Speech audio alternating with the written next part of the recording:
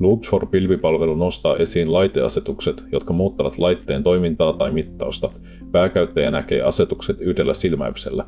Laitelistalla merkittävät asetukset saa näkyviin omana sarakkeenaan. Kun otat sen käyttöön, jokaisen laitteen oletuksesta poikkeavat asetukset ilmestyvät pieninä värillisinä merkkeinä. Sininen merkki Loop Delta paineeromittarissa kertoo, miten laite on kytketty paineeron mittaukseen.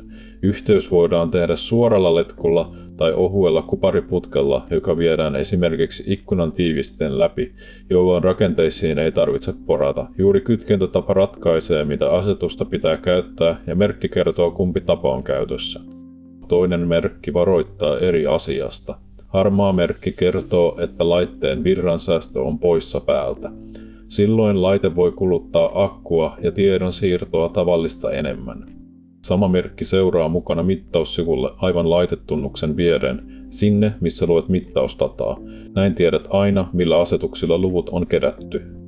Näin pidät laitteiden poikkeavat asetukset näkyvissä. Tutustu Loopshore-pilvipalveluun osoitteessa loopshore.com.